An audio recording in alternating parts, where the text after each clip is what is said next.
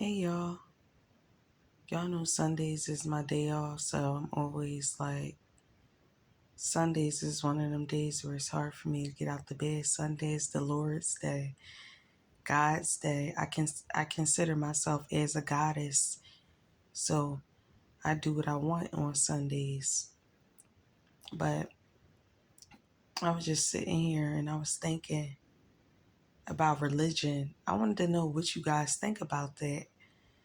Cause in my mind, religion causes division. Means back at it again,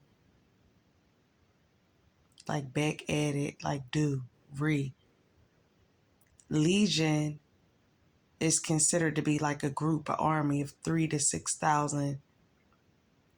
In the Bible, legion is referenced as demons. Do this, demons. Like religion causes us not to use our mind. Now, everybody knows I'm a spiritual person, but I was raised as a religious person, and the religion was Christianity, and we were judged really harshly.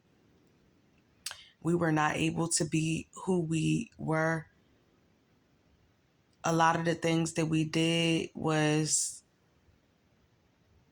basically looked at as a disgrace.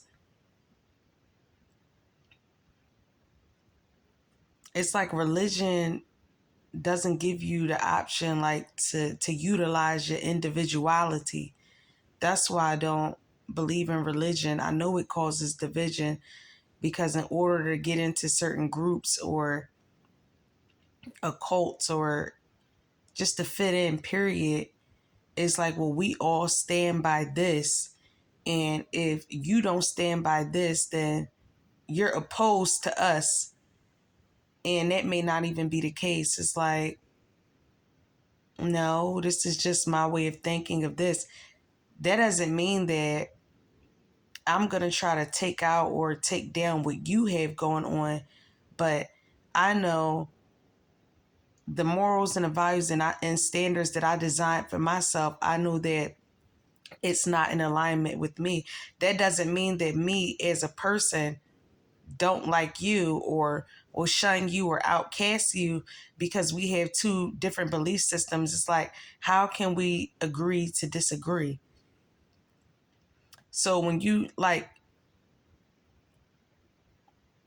do have a religion, I mean, it's nice, not as nice, but it's like it's cool to believe in religion because, in certain religions, they do have like a format, a guideline, and that's how I use the Bible as a tool where I could take stories from the Bible that's actually applicable with what's going on today, and we can apply some of those lessons to our life, and we know it to be true. Like, I forget what story it was, but it was talking about a wife.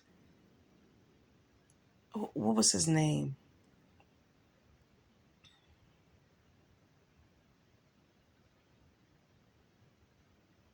All I know is it was talking about a pillar of salt. A woman and a man was guided to leave something behind, and they chose not to, and they turned into a pillar of salt. The wife looked back. The husband kept going. She turned into a pillar of salt.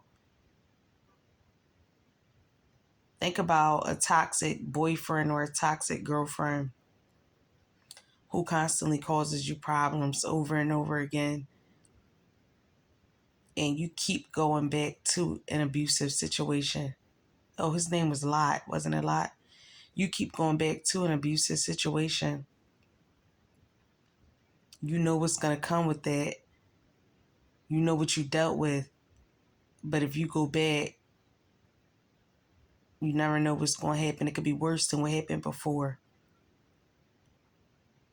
So, yeah, I mean, that's how I look at the Bible as a tool. The book of Revelations, where it speaks about people killing and robbing and stealing and X, Y, and Z. These are things that's going on today. That's why I like the Bible and the Quran and things that was already written out, because these were prophets and prophetess who spoke about things that was going on and things that was to come in the future if we didn't take heed to what they were saying. And it's fine to have your own mind and you want to test out the theories and what's going to happen in X, Y, and Z, blah, blah, blah. But don't be upset with your judgment. So I don't know who needed to hear this, because I'm hearing it's somebody who, I just heard this, wants to form some sort of alliance or relationship with you, but you guys' belief systems are different. So somebody feels like, well, how would this work if this person believes in this and this person and I believe in this, and I'm hearing mutual respect. Do you guys respect each other? Do you guys see eye to eye? How is it that you guys can implement your religion based mindset and this person's mindset, whatever they practice, whatever they study? How can you guys intertwine? Because you guys can learn something from each other. I don't know who needs to hear this. But for whoever needs to hear this, never shun or outcast anybody because they're different from you.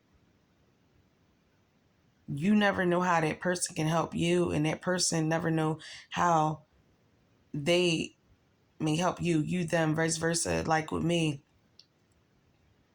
I'm more so of a book smart person. I'm not street smart at all. Everybody knows that. I'm very gullible and naive. So I've always connected with street people, people who were from the streets, and they taught me like lessons that my family couldn't teach me. And some of the lessons were in some of the most brutal ways, but at the end of the day, I still have to be appreciative of those people for the experiences and the traumas and the triggers, whatever they put me through, because in order for me to reach the mind state that I'm at now, I had to go through them lessons. And this ain't just about me. I'm pretty sure a lot of us can relate with my religion-based lifestyle that I grew up in.